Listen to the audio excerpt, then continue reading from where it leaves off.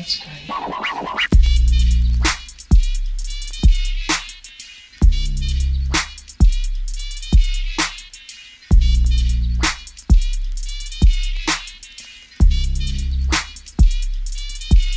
That's great.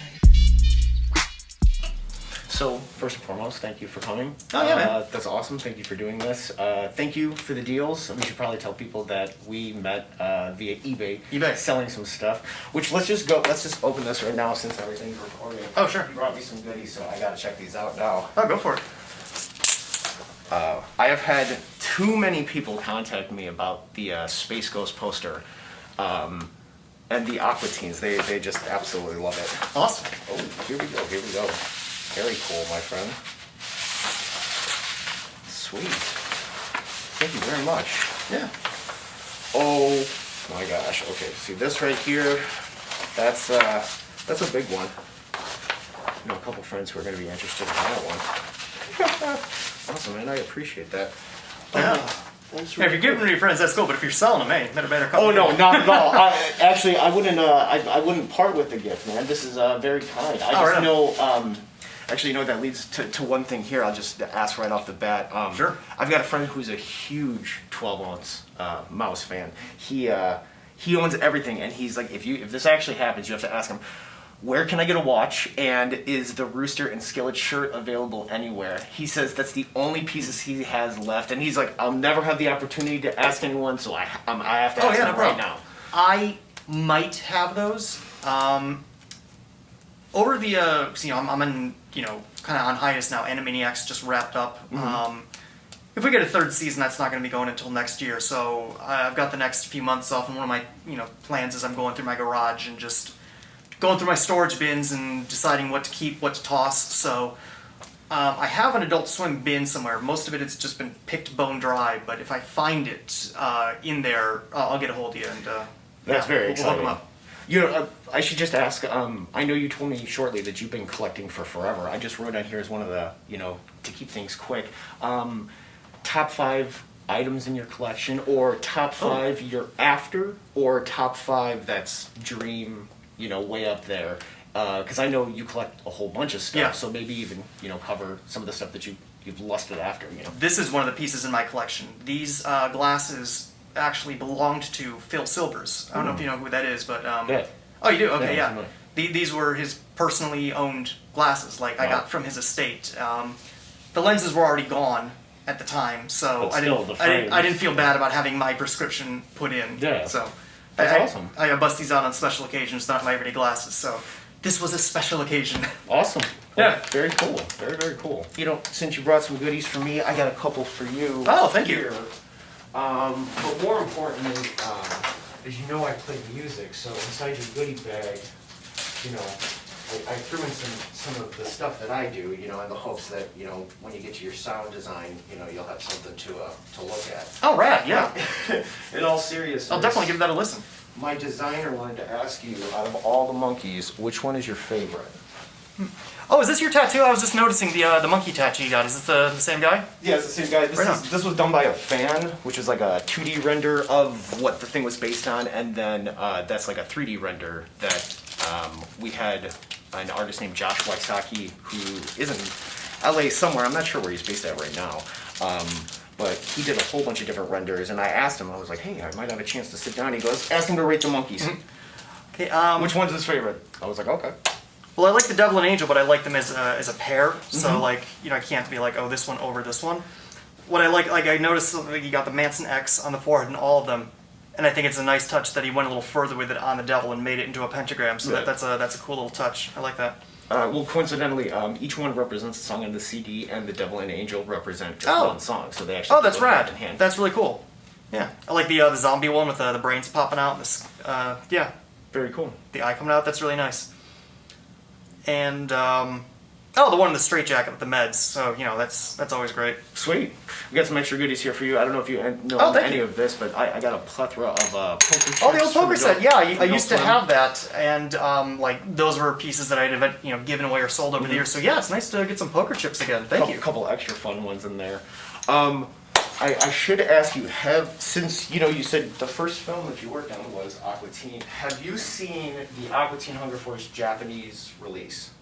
No, I don't think so. Okay, so I've got a bunch of copies here that'll probably bug you to sign. Oh, sure. So I found this while searching, and this is the movie. Oh, wow. But they released it in 4 parts for some reason, probably to make a bunch more money. Oh, but I these think are official releases, aren't they? These they aren't. They are official releases, yeah. Wow, the packaging on this is fantastic. I gotta take a photo of these. I've never heard of this. Yeah, but the color boxes are great. The side panels are really stunning. And if you've seen the UK release or the Australian release, even the American releases, they're all pretty cool. But these are just fun. They chose some really interesting artwork for the back that you wouldn't think that they would actually put on a promotional release. Yeah, which is even cooler, Yeah, they got like the ancillary characters. Like half these people on here, they're from Radical Axis, which was the animation studio that animated Aqua Teen. So that was the studio owner. That was Craig Harton. That's Todd Redner, who was, I think, one of the animators. I don't believe he actually had the mohawk. I think that's something they just kind of added on. It's been a while. It's been like 15 years. So I've forgotten some of the names and faces, but yeah, these are all like the key dudes at Radical Axis. And I don't think Radical Axis exists anymore. I think they got absorbed by or sold to Bento Box. Gotcha. Bento Box is the company that does Bob's Burgers. So they've got like a satellite studio out in Atlanta. Gotcha. So that's what became of them. As far as I know, I could be totally wrong, but that's the story as I know it. So I'm always going to put that disclaimer on, like, could be wrong, but that's just what I heard. So understandable. I thought you'd get a kick out of those. Yeah, I've never seen this. I love graphic design. I love packaging like this. So, I mean, God, these would make great posters. That's really cool. I've never seen any of these before. It's definitely interesting. I thought you'd get a kick out of them. Usually Absolutely. Most of the promotional stuff that you saw from Aqua Teen were pretty straightforward, a lot of cookie cutter stuff. But they chose just some really odd choices. I mean, just putting, even these colors are risky, dare I say?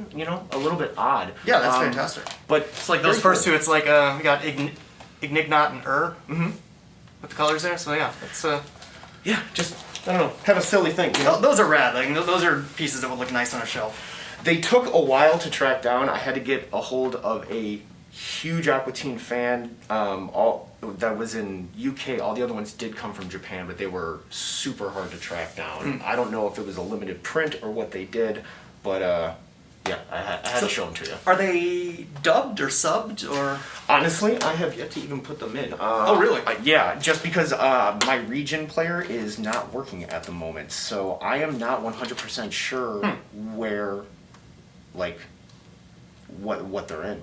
But I will definitely get back to you and let you know.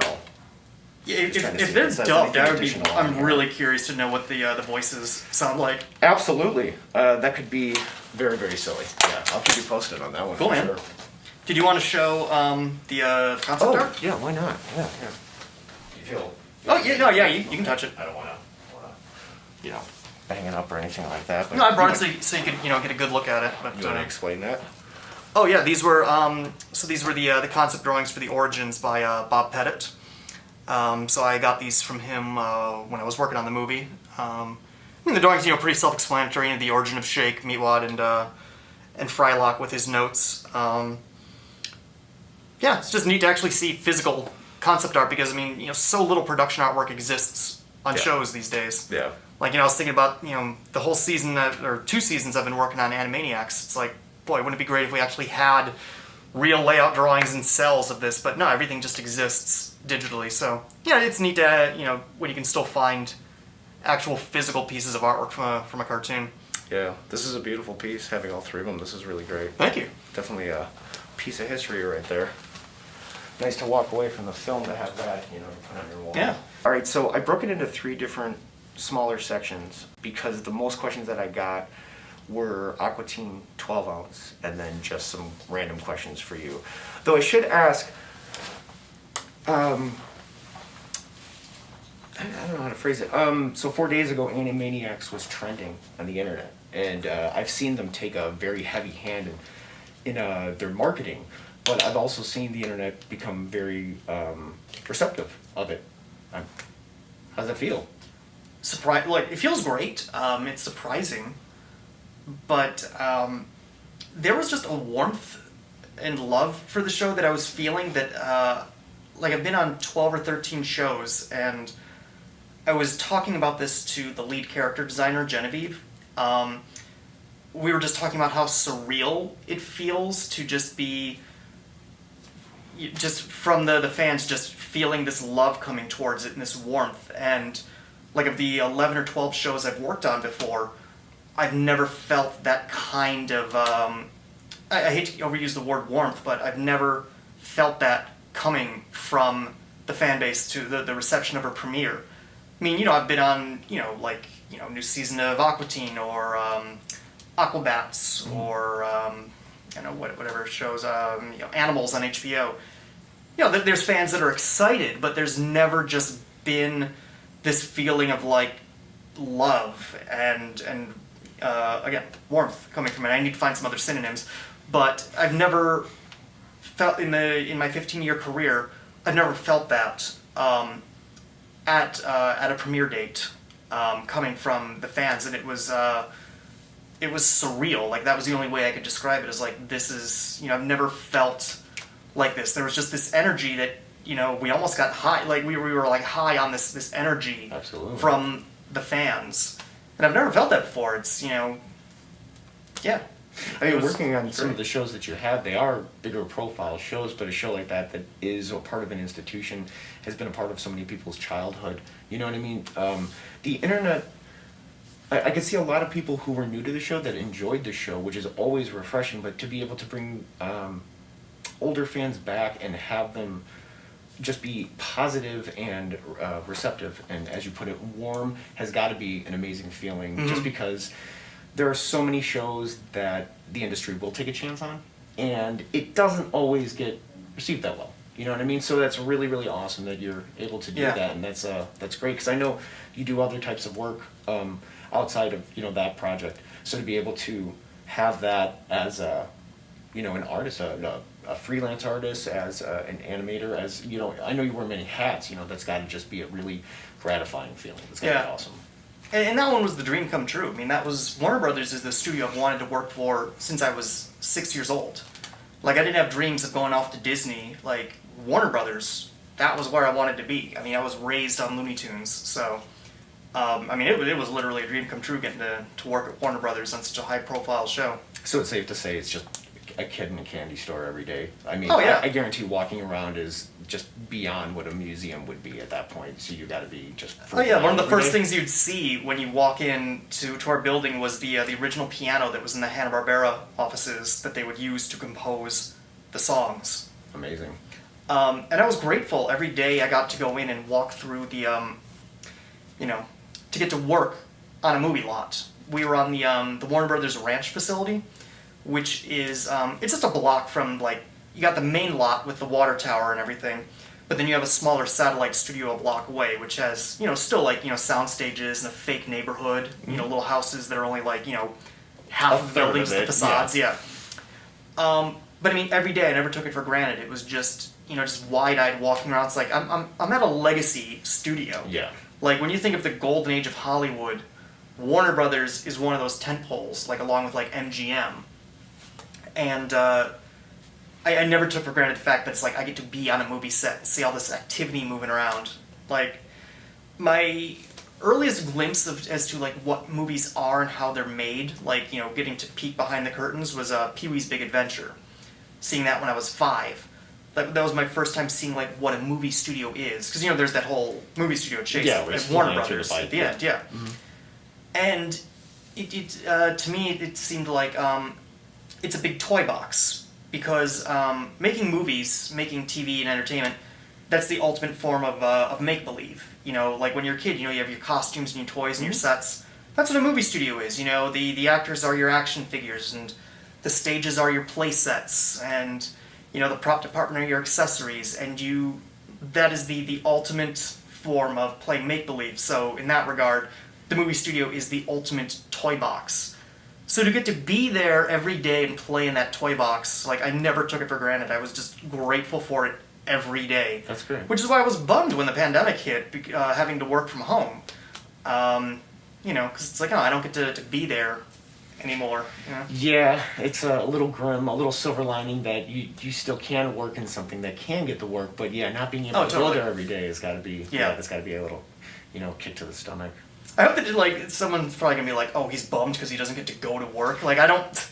I know it's a serious thing and, people are dying. I just meant... Yeah, the environment that's there is unlike, most people's work. I don't know if a dental hygienist would be as enthused to show up to work every day Right, as someone who's going to, a kid's toy chest every day. So, how does it feel to be a part of one of the highest selling DVD shows for Adult Swim? I think a 12-ounce mouse DVD goes for about like $295 on eBay or something. Holy shit, really? It's actually...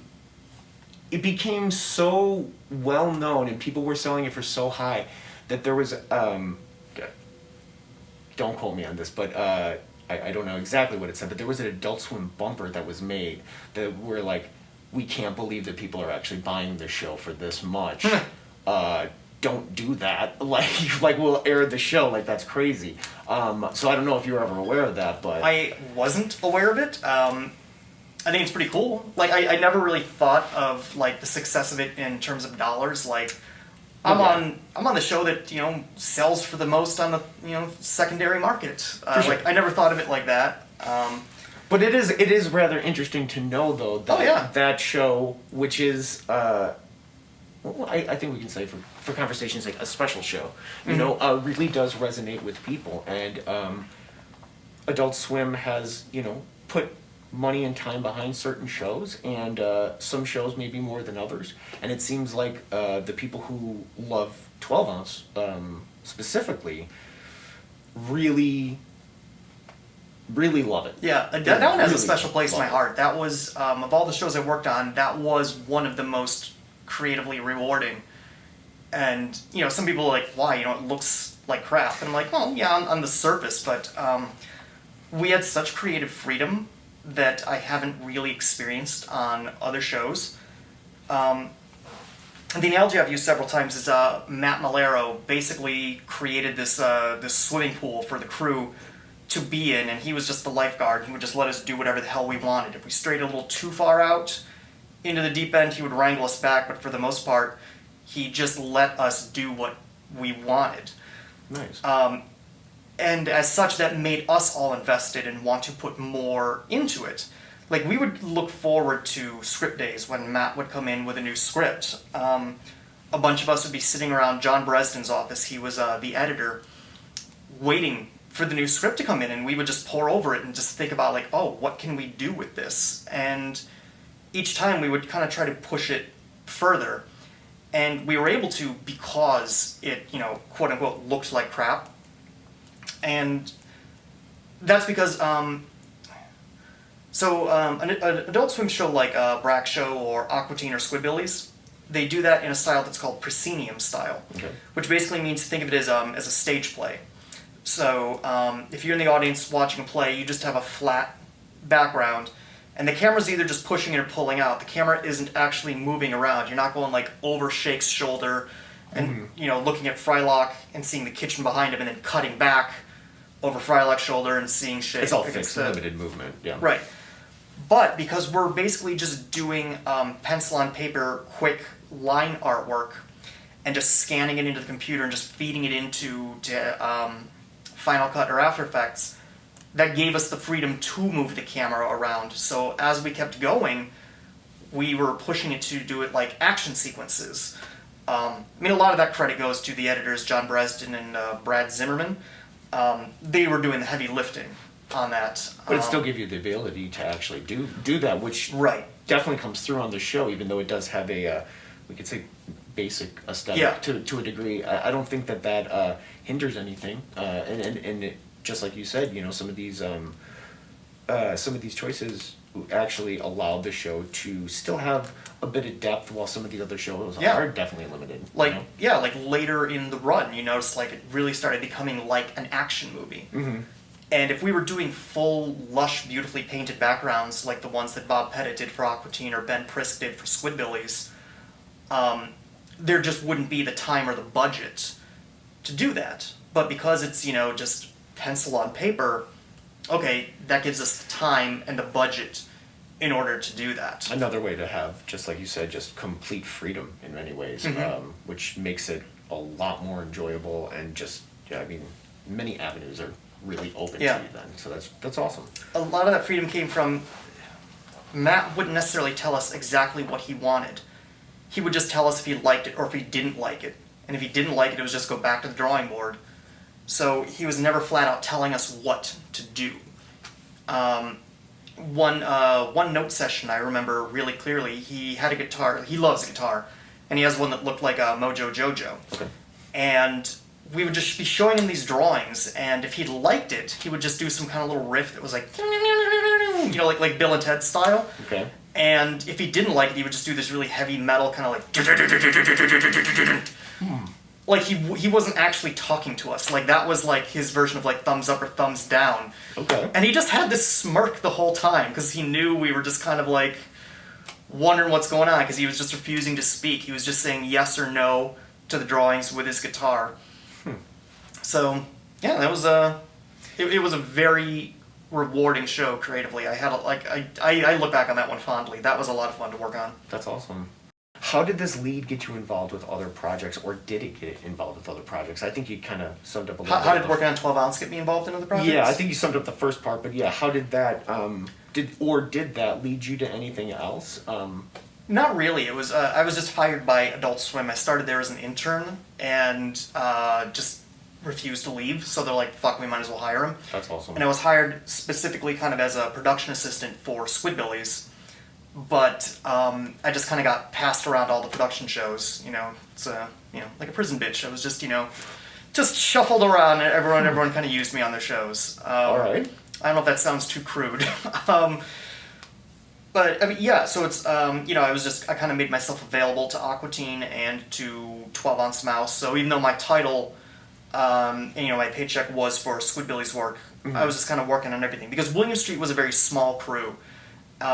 Whereas, in LA, everything is, very compartmentalized, and it's like you wear one hat, you do one job. Yeah, it's 20 departments working on it. Yeah. As a production assistant at Adult Swim, which was, a crew of, 50, 60 people, as a production assistant, I'm doing either, administrative stuff like dubbing tapes and filling out music cue sheets, to running the recordings booth, to building props for live action, to drawing backgrounds for 12 Ounce Mouse, to drawing background layouts for rough cuts and editing that the background artist would then kind of use as a basis for blocking certain items.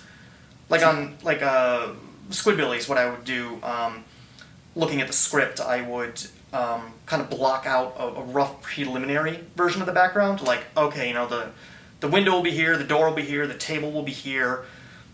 Get a rough idea of how everything would look, and then the editors would, make the rough cut to that, and then Ben Prisk would follow that drawing, not style-wise, but just in terms of placement. Ben is amazing, and he would, it wasn't me, telling him how to draw. It was just kind of like, okay, just, make sure the window is here and the door is here, and Gotcha. And he would make it his own from there. That's awesome. So definitely a man of many hats then. Yeah. So, yeah, to get to the original point, it's not like it led to anywhere. It was just kind of like, I'm a PA there, do whatever needs to be done. So all three of those shows were kind of running at the same time, so it was just sort of kind of pinballing back and forth. Well, even if it didn't directly, lead to somewhere, it sounds like it indirectly led to many different paths. So yeah. It was a great way to cut my teeth in the industry. It was 2 or 3 years, I think, that I was there. So nice. Yeah, it was a great way to just kind of jump in and sort of experience what this industry is and get to kind of sample several different roles. Very cool. All right, let's keep moving on. What was the original plans for the second season before it had to be cut short? And once again, some of these questions might not be geared towards you at all. Yeah. So if you don't know, just tell me. Oh, I have no idea. Okay. As far as I know, there wasn't a plan. There might have been, but I'm just saying, from my position, that's beyond my pay grade. Gotcha. We were just going week to week by what Matt would give us with the script, so we always kind of trusted that he had a master plan, but we didn't know what it was. We were just, we were learning it a few weeks before the audience would. Gotcha. So. Okay, that makes sense. How long on average would it take you and the crew to animate an entire episode? That's a good question. I really don't remember. Most of the animation was basically John Bresnan and Brad Zimmerman doing it themselves in Final Cut. They would just have like these very dense comped Photoshop files of all the characters, and they're just moving these things around and just sort of animating massive Photoshop files and turning on and off layers. Wow. I mean, there were some original bits of animation that were created by Radical Axis, but I mean, the lion's share of the work, 90% of all that animation, that fell on the editors. Gotcha. I was just, helping draw some of the props and the pieces. But the time, I don't know, I want to say maybe, 3 weeks to a month, perhaps? Because, that includes, like, the sound mix and everything. But, I could be wrong. I don't exactly remember. That's a pretty tight timeline, Yeah. even with a decent amount of people. 50 to 60 people at that time, or, however many people were actually working on that specific on Mouse. show. There wasn't, like, Yeah. when I said there was 56 people, like, that was, like, Just Williams. Williams Street. Yeah. Like, Mouse, there was a crew at Williams Street of, had to be less than 10 people, and that includes, like, the line producers and, the coordinators, and they're not working on the art, they're doing the numbers and the contracts and everything. So, it was a very lean crew that was actually, pencil to paper. Any interesting Easter eggs, secrets, or anything like that you're aware of that fans may have missed? Oh god, tons. But I don't remember them offhand. I've got a reputation for hiding in Easter eggs. Especially like on Animaniacs, I hid so much shit in the second season. Which isn't going to be out until next year, but Be something yeah. to look forward to. Never anything inappropriate, but like just deep cut stuff for fans of the old school stuff, where it's kind of like, oh, they, But yeah, I would. I gotta interrupt. Is that something you've done for a while? Because I know that one of the pieces that I picked up from you from eBay was of the cybernetic robot from I can't remember the Christmas Oh yeah, Past, yeah. and he had the Citizen Kane poster Yes. in the background. You know, Yeah. So is this something that you've always kind of done? Yeah, just from the beginning, I love hiding shit in there. The Cyber Ghost was also wearing Hunter S. Thompson's outfit. Oh yeah. Yeah. Let's see. We would make bets with each other. Like if we could get something slipped through standards and practices, or S&P for short. They're the censors, for lack of a better word. They tell us what we can and can't get away with. I drew a cat's butthole once. There's a cat that gets run over and goes flying towards the screen, and you can see like his butthole for a second. And I think there was a bet that said like, oh, they're not going to let that get on TV, and we would bet each other like a pitcher of beer. So I won that bet several times. There was a clock store that I named T.M.S.G.P, as in like Tempest Fugit, but we called it T.M.S.G.P, and I think we had a bet that wouldn't get on TV, but it did. God, what else? I would have to go back and rewatch the show, but yes, I would hide stuff in there as often as possible. So definitely fans just keep looking, because there's definitely some things that they haven't pointed out yet. Well, we loved that level of fan engagement, that there would be people combing through it with a fine-tooth comb, which is why Matt started adding in all that hidden shit at the end of each episode. There was always like some sort of like cryptic message or whatever. Like when we realized that people were really paying attention to this and like editing wikis based on it, it was kind of like, how much can we put in there to really reach those people? Here's a big one. I think it's safe to talk about this now, because I don't think anyone's even manning the email account that connects to it, but the cover for the DVD is actually blacklight sensitive. If you put the cover under a blacklight, you'll see a skeleton, or skeletons of all the characters, but hidden in those skeletons are letters and numbers. You put those letters and numbers together, it reveals an email address. If you emailed that email address, you would have won a prize, but I don't think anyone ever figured it out. Wow. That is... wow. But if you have the DVD, if you get your hands on it, put it under a black light, you'll see all this hidden shit. And I remember that was an issue, because that's what Matt wanted to do, but it was like increasing the production cost of the DVD so much, but he really had to fight for that. So, That is, wow. but I don't That's know pretty who. fun. I don't know who was in charge of manning that email address. And I'm sure they don't do it. I doubt 15 years later, however it is, that anyone's still checking that email address. The password's probably long forgotten. Do you remember what the prize was? No. I don't even think they knew what it was. I mean, I think it would have been cool. I think it would have been like some original artwork or something. That would just be. I mean, I'm surprised no one got that, but that is so specific and odd. Yeah, that's really fun. But that was the kind of stuff that we liked doing. When I say we, it was mostly Matt, but we all got into it as well. That it wasn't the top show like Aqua Teen or Venture Brothers or anything, but the people that were the fans were just so dedicated and so into it, and we loved that because there was no casual fans of 12 Ounce Mouse. There was either people who hated it or people who absolutely loved it. Whereas like all the other shows would have like casual fans. You had super fans and casual fans, whatever, but like it was so polarizing with 12 Ounce Mouse. We just loved, feeding those people who were just like, yes, we love this show. I think they got a lot off of that. I think most fans that, I mean, as you heard, they love it. It's not even an understatement. It's crazy, actually. Out of how many shows Adult Swim has and, the commercial successes of some of them, it's just, to me, it's always astonishing to hear if you go online or talk to a lot of people, what's your top 10? That's always top 5, top 3 for most people who are really into, we could say, the meat and potatoes of the shows that they've have released over the past 15 some odd Awesome. years, Was there anything that you or anyone involved wanted to animate or do, but was nixed due to cost of time, whatever? At one point we talked about doing a music video for Golden Joe, and we did a little bit of test animation. The idea would have been live action girls and a very crude CG version of Golden Joe. And it was going to be a song that was produced and recorded by the voice of Golden Joe, who was Vishal Rooney. He was the producer on the show. Because everyone who voiced characters on the show were just people from William Street. So Vishal, who produced Aqua Teen and 12 Ounce Mouse, voiced Golden Joe. And he's a huge Michael Jackson fan. He loves that style of pop music. So we had used some of the budget to have him record and produce a song, and we talked about doing a music video, but it just sort of, just never really materialized. Yeah, gotcha. In regards to Aqua Teen, other than the film, which episodes have you been involved with? I think that's kind of... I think we already know that. Find that on IMDb. Yeah, exactly. I think, did I send you the scripts for the first draft of the episodes that I helped write? You sent me one of them.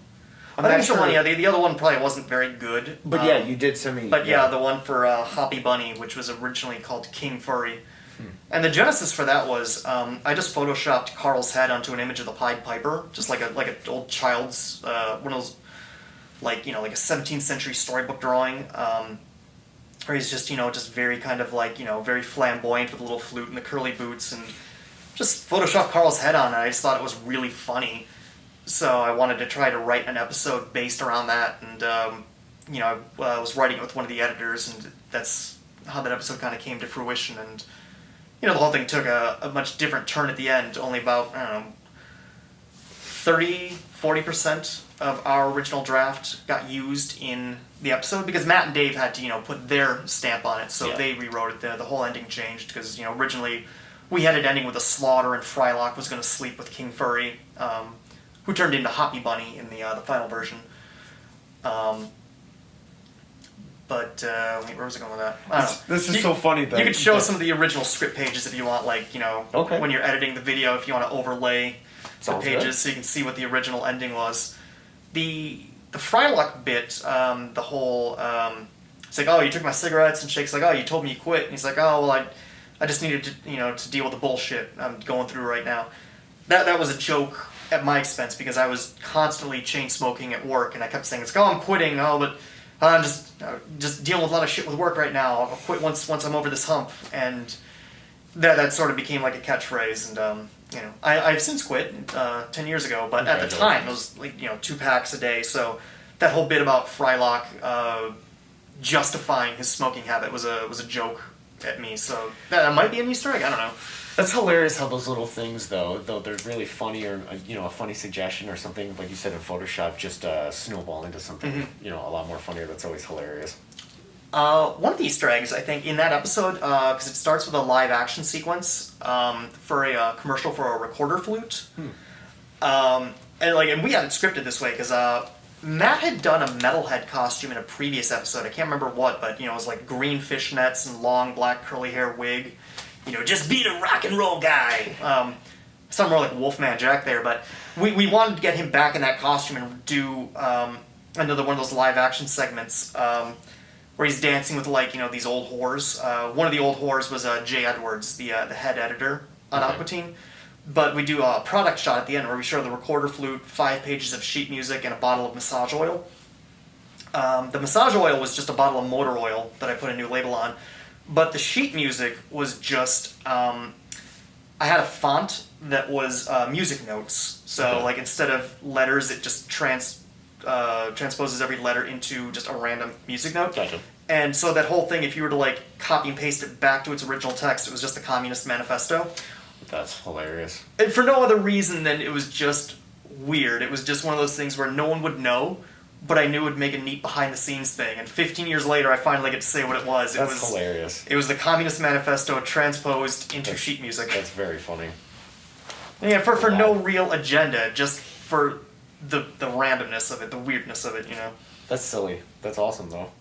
All right, so we got just some questions for you. The number one upvoted one was, can I buy some pot off of you? Sure. I could get some nice ones from IKEA, or what do you want? Like a 2-quart pot? They just said buy some pot. That's all it was. Okay, I've seen some Groupons ones, and there's a 5-pot set. There's the 2-quart and then the saucepan. So I've got all kinds of pots. So very cool, very cool. Here we go. How much were you not paid to do all of this? I didn't make a whole lot of money. I don't remember exactly what the numbers was. I wasn't making a lot, but I was making enough to survive and have a nice apartment because the cost of living wasn't that expensive in Atlanta, at least compared to here. Yeah. I had a beautiful 2-bedroom for $800 in Atlanta, and I'm paying twice that for a 1-bedroom out here in Burbank. Yeah. So I wasn't getting rich by any means, but I wasn't struggling. I was living comfortably. For sure. How late is too late to get back into art if you wanted to do it to make a living? I know how general and vague that question is. Right, and this is going to just be a very general, vague, cliche answer, but it's true. It's never too late. Just do it and put yourself out there. It might not be what pays your bills, but it will be at least what satisfies your soul creatively. As human beings, we need to be doing something that satisfies just this almost primal urge to make some sort of statement, to create, because that's what's going to be there when you're gone, is what you create. And I think there is something like almost a primal instinct that we have to do this to make our mark, to let the world know you were here, let the world see what you, and I don't mean just legacy, but you want to share what you have. And it's so easy to do that now with Instagram and Etsy. So just put it out there and see what happens. Again, it might not turn into a career, but hey, you can make a few bucks at it. Sell some prints on Etsy. Even like you said, money is a secondary thing. It's, so even just getting out there is, we'll reach that level of catharsis. I think that people are searching for. Just throw it out there and don't be afraid to get your feet wet, as they say. When did how, and I don't know if you can answer this one, but when and how did you first hook up and get involved with Adult Swim? Okay, that was I'd wanted to work for Adult Swim since they launched in 2001, 2002. So that inspired me to go back to school, because I just graduated from community college, and I was just, had no real ambitions. I was just, just a dumb punk fucking around town, playing in bands. and then Adult Swim hit, and I was like, this is what I want to be doing. So I went back to school with the goal of like, let me get an internship there. And they had a call for a fan art contest. Well, not even a contest, it was just a call for fan art to put on their DVD. And this is like, you had to mail a burned DVD or burned CD of your artwork to William Street. Again, that's how old this thing is. I mean, this is before, cell phone cameras, before you could, just email these things. You actually had to burn a disc and send it there. But because that had the address, that was the first time I found out what the address for William Street was. So I was like, aha, that's the first step. I know I have their address now. Now I have to get their attention. So I painted something that was like, 4 foot by 3 foot, just a really big painting, the Aquatines, in my own style. And taped my resume to the back. Spent my last $100 getting that thing shipped because it was massive. A few weeks later, I'm working in the computer lab at school, and my instant messenger starts blowing up. All my friends are like, Tom, your work's on TV. They're showing it on Adult Swim. I'm flipping out. I'm like, oh my god, I'm on Adult Swim. So we tuned in because they repeat the bumps after like a cycle, like after like midnight or something, then it starts over. And I saw it. The bump said like, there's fan art, and then there's this, and then it showed my painting. And then it followed with a tag going like, note to the merchandising department, we need to make a purse out of that meatwad ASAP. Because I did like a very kind of cutesy, kawaii anime meatwad. Okay. So I was like, okay, awesome, I've got their attention, great. So then I painted a William Street triptych of, actually kind of a little bit like this, right? There was an angel cat and a devil cat with this weird kind of, trippy background, and then the middle piece was these banners that said William Street. Okay. So I sent the 2 end pieces to them in the mail and said, hey, I saw you like my work, here's some more pieces for you, the middle piece will be coming next week. The next week, I showed up at their doorstep with that painting, just knocked on the door and be like, I'm the guy that's been sending all this stuff. Can I come in and, can we talk for a little bit? So they brought me in, they took me on a tour. They asked if I could come back tomorrow to meet some more people. And then they asked me to come back again a third day to meet some more people. And, I've met, by the end I met Keith Crawford. And then I left and just kind of went back home. And they're like, okay, well, we'll be in touch, about an internship. When I went back home, I went back to my summer job, which was working at a place called Art Park in Lewiston, New York. And it's one of those state-funded parks dedicated to arts and activities, and they would have free summer concert series. Like, a lot of cities, they use their budget to bring in a band and put on a free show for the residents. Get the carnival out. Yeah. Yeah. That week that I got back, Foreigner was playing. So I was like, oh, great, okay, this is my chance. So I'm working that show. I made a painting of the Moonanites wearing their Foreigner belt buckle. After the show, I was able to get the band to sign that painting. And then I sent it back to William Street to thank them for taking the time to talk to me. They ran that other bumps again. They're like, signed in the rock gods, gold and silver blood, because it was gold and silver Sharpie. And they showed the painting. And they called me the next day, and they're like, all right, you're in. So, this is your start date, come on down. And that's what got the ball rolling with me for getting an internship. So just finding creative ways to get them to notice me. Like, I don't know if that would work today, but that's what basically started my career, was just finding a way to creatively be a nuisance. That is punk rock, dude. That's fucking awesome. Thanks, man. It takes a lot of balls to do things like that, and coming from a person who has spent a little bit of time seeking after the film industry and also in the music industry, I can empathize greatly with how going above and beyond is something understated, and a lot of people don't do that. A lot of people may even feel entitled. Many different other words that you could throw out there, but to be happy, to do something nice, to know that it's something that you love, and to keep it in their hands and be cool about it, that's cool. Like that's really cool.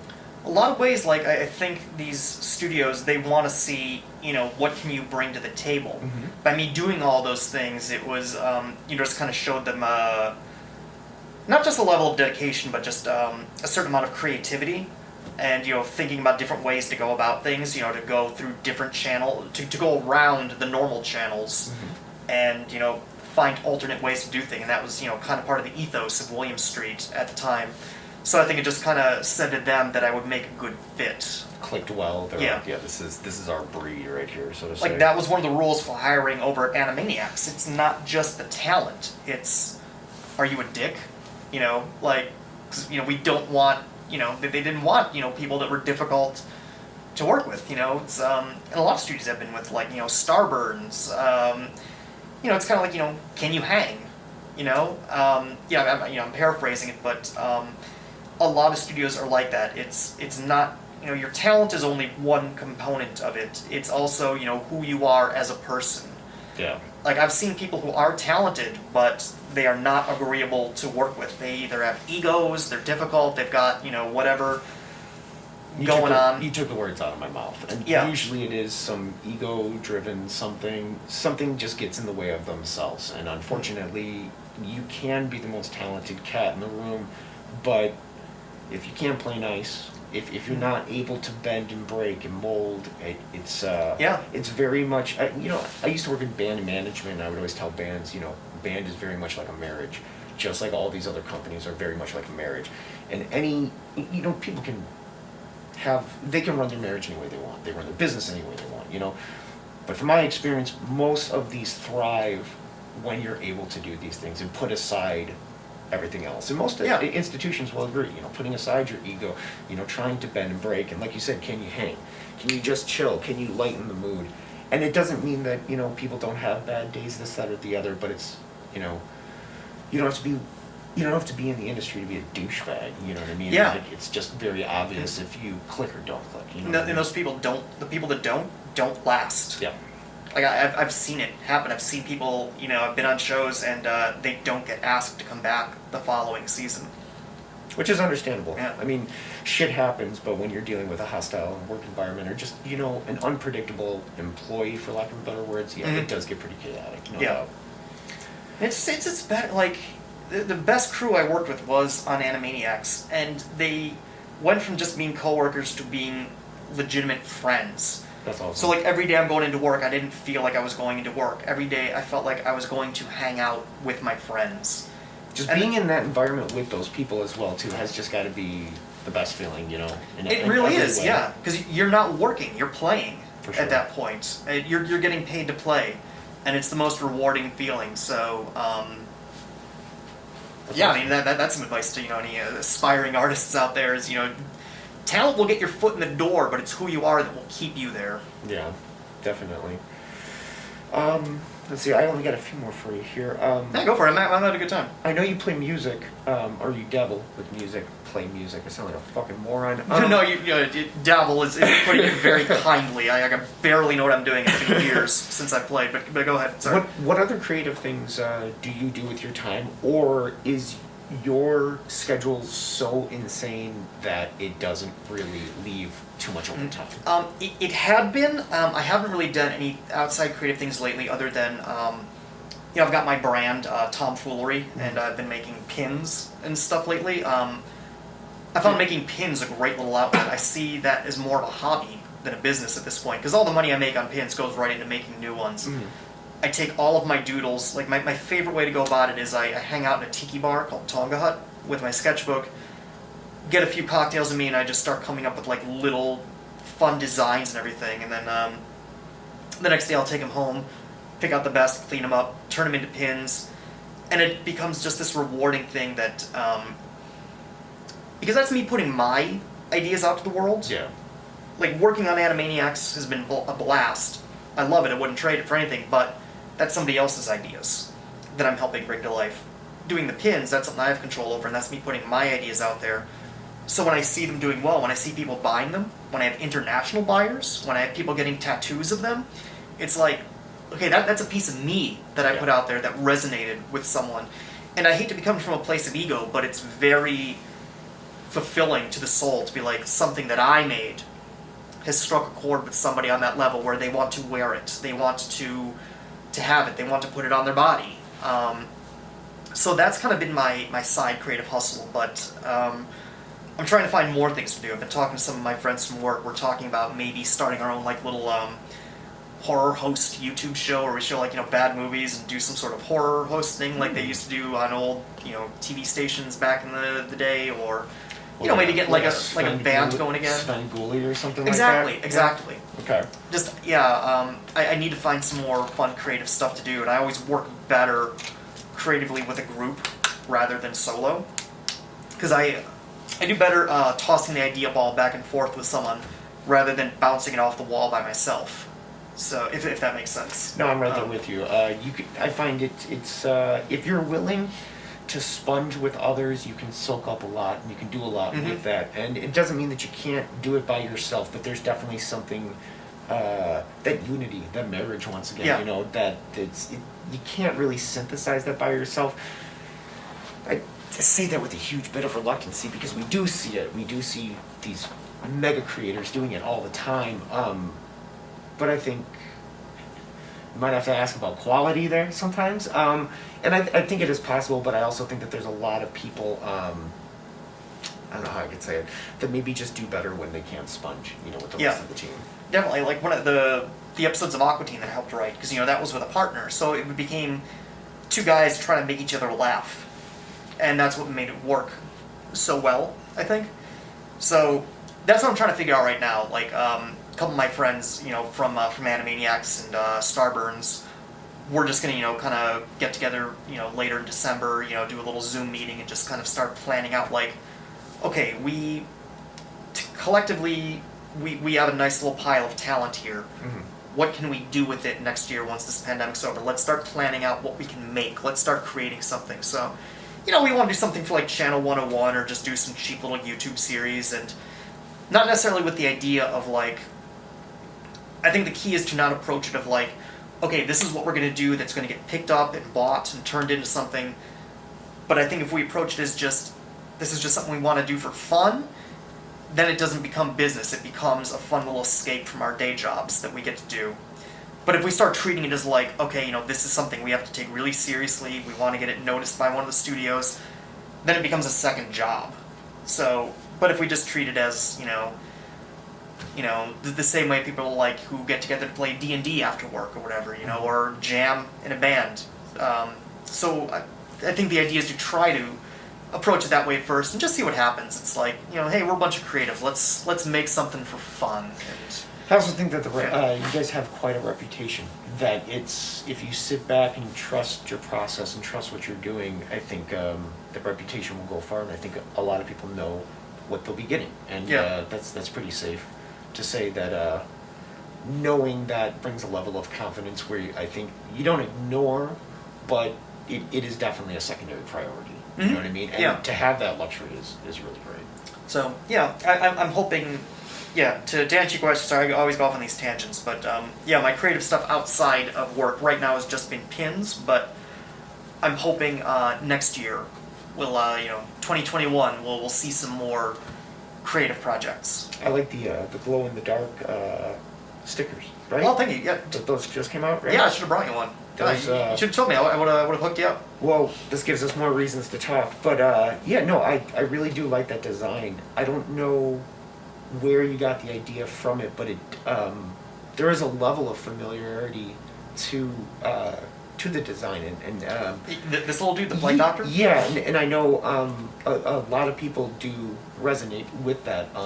You've seen a lot of people making face masks that are semi-similar, and the list goes on. I've been drawing this guy for 9 years, and it's just completely blown up this year. It's been getting bootlegged in China and sold by this company called Apollo Box, which pisses me off. They won't stop, even though I have the copyright, like through the U.S. Copyright Office. But yeah, I've been drawing this guy for 9 years. He's just completely taken off this year. You know what this is based on originally, right? I don't.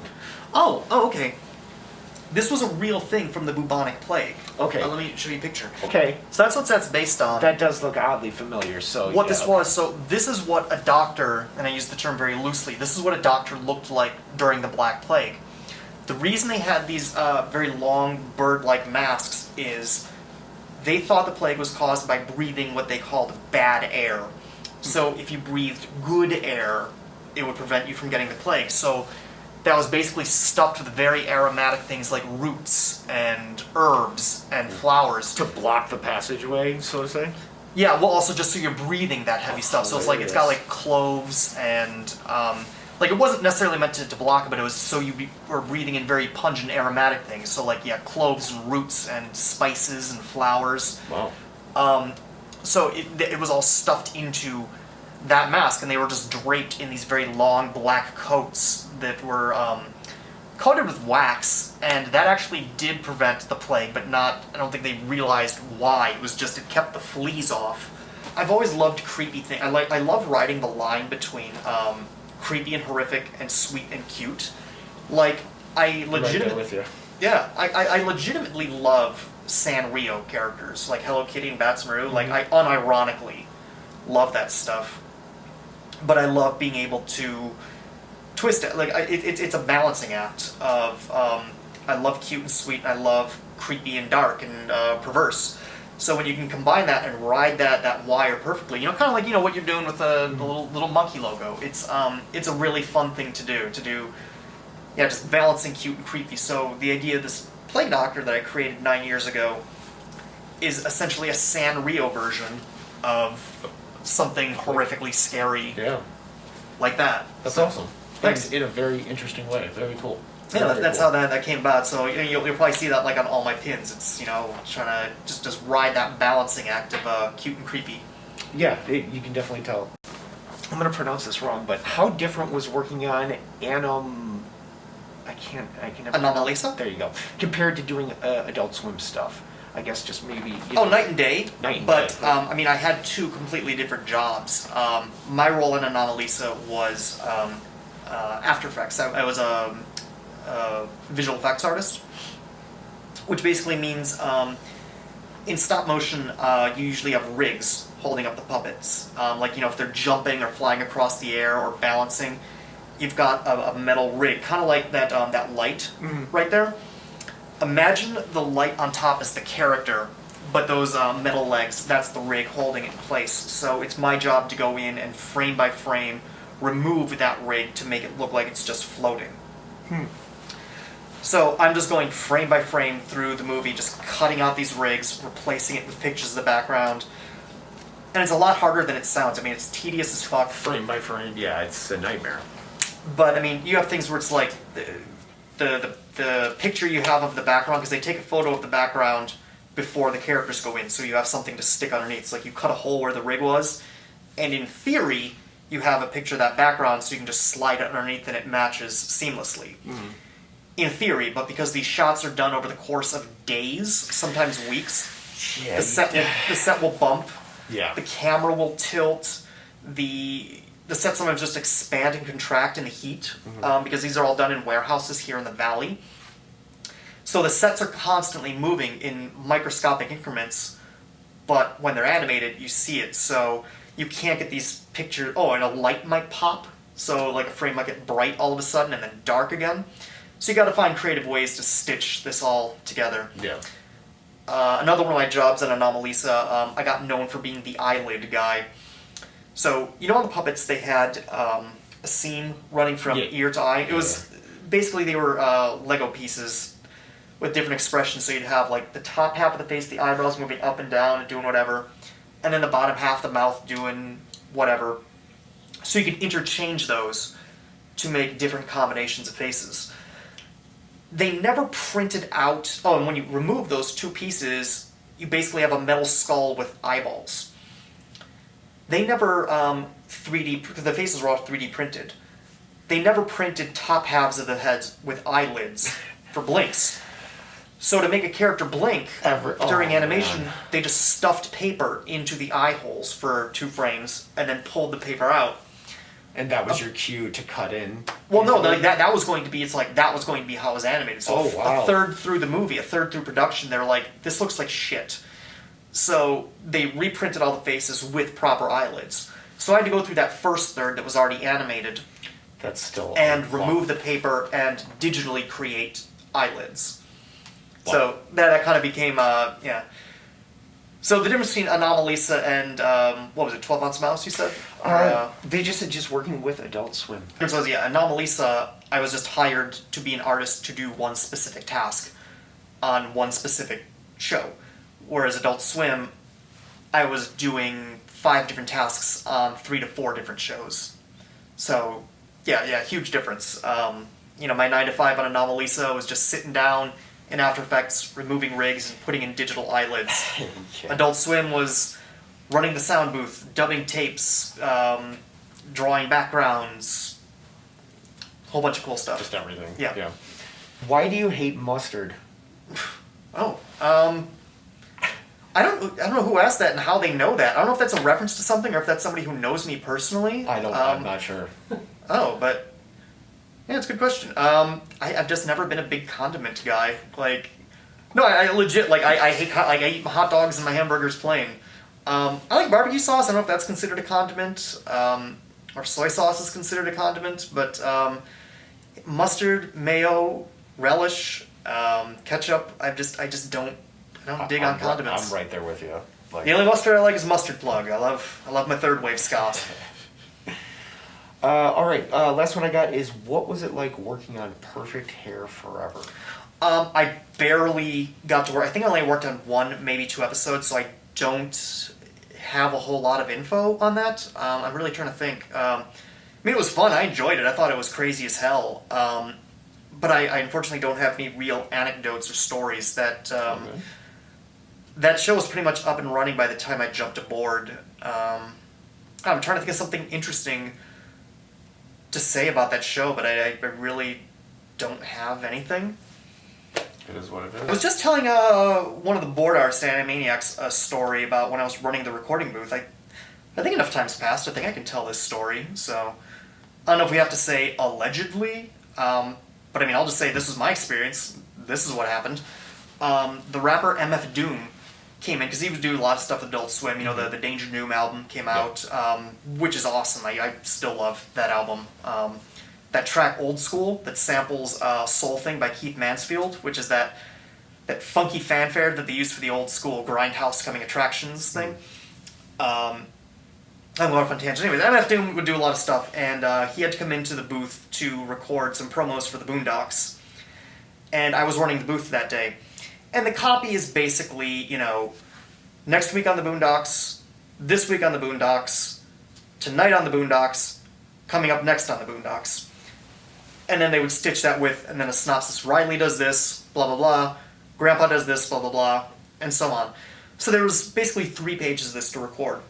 So he had a rider for us to fulfill, for him to come in. Mm-hmm. And it was... like a bottle of cranberry juice, a few bottles of Smart Water, and a bottle of Patron. So I had to go out and find all this stuff. So we have it ready for him.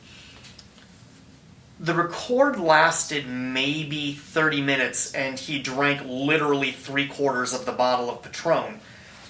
The record just went south very, very quickly. He started slurring more and more. You could hear his pen scratching on the paper, on the metal podium. Mm-hmm. The pen scratching note making would get more and more erratic and frantic to the point where it sounded like he was just pounding on it. At one point, he made us turn the lights off until he was finally just literally on the floor, not saying anything. Sort of like, Jesus Christ, all right, so... We opened the door to the booth, because I'm on the other side of the glass running the board. Yeah. And I turn on the light, and he just springs up like, ah! Yeah, it was just completely bizarre. He's just flat on his back. I open the door, and he just pops up like a kid trying to scare you. So, we had to end the record. We got nothing usable that day. But I saved... his copy, the 4 sheets of paper. Wow. And you can track his progress. The handwriting going from, pretty legible on the first page to the second page starting to get more loopy and erratic. And by the 4th page, it's got holes in it that have been stabbed with a pen and just shredded. Just mangled, like the Tasmanian devil got a hold of it. So, That was a fun experience. That was one for the books. Yeah, that had to have been a fun afternoon, to say the least. Yeah. Again, I don't know if we need to say, like, allegedly. But hey, I was there. I've still got the copy. I've got that tucked away. When I look for that 12-ounce mouse watch, I'll pull that up and I'll send you the pictures. Yeah, I would love to see that. I'm just curious, did he end up coming back and actually getting it done at some point in time? Yes, he did come back in like 2 days. I don't think I was running the booth that day. I'm curious if his writer still gave him another bottle of Patron the 2 days later. Oh, I don't think that just came every time he showed up. Well, his handler, who, I don't know, for all I know, might have been his wife, his girlfriend, maybe not even related. I'm not going to speculate. Mm-hmm. But I know his handler was really pissed off the way a significant other would be pissed at you.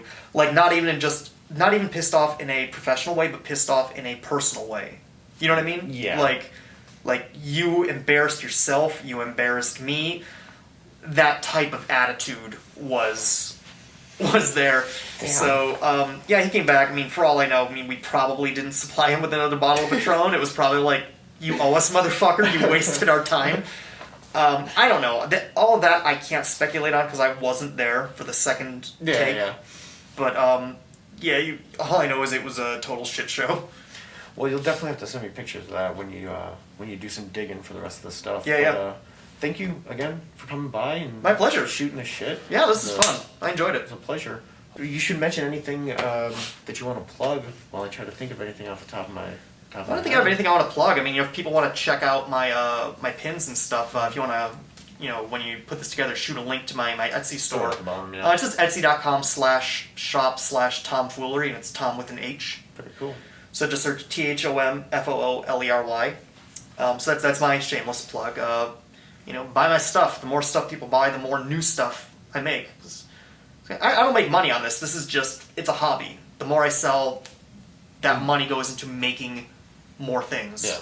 So, watch Animaniacs.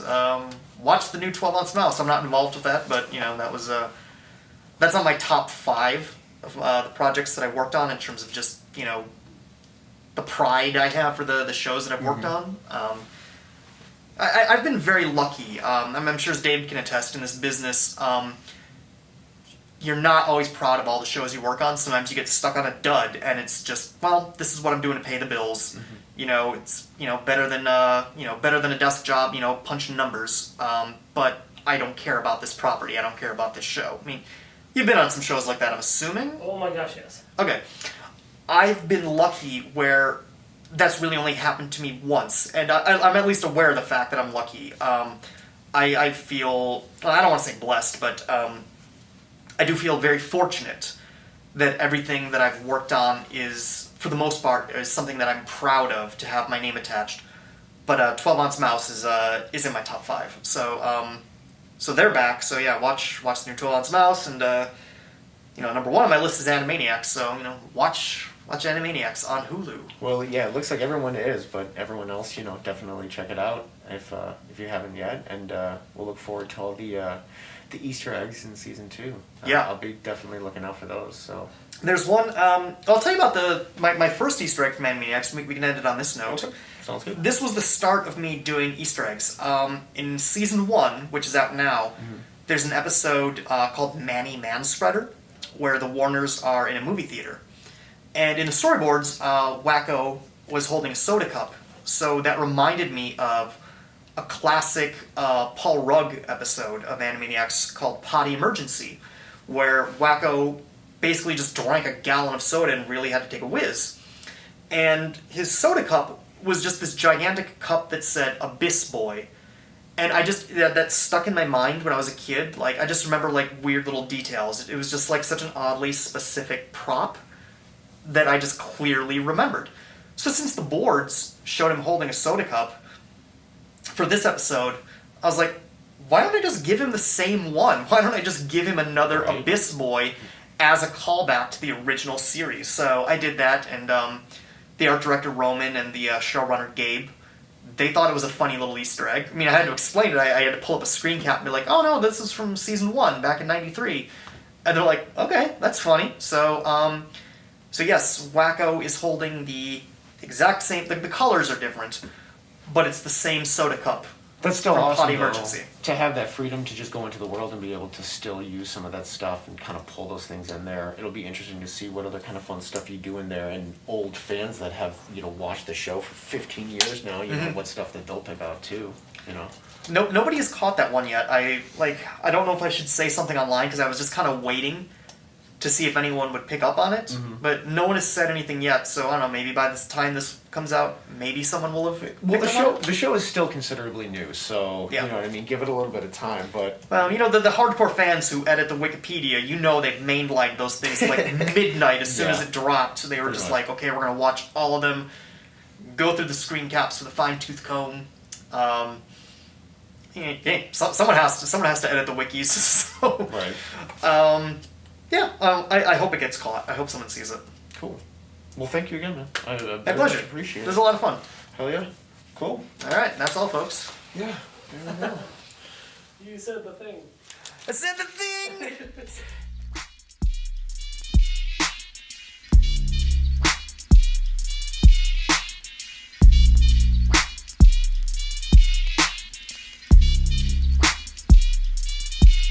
That's great.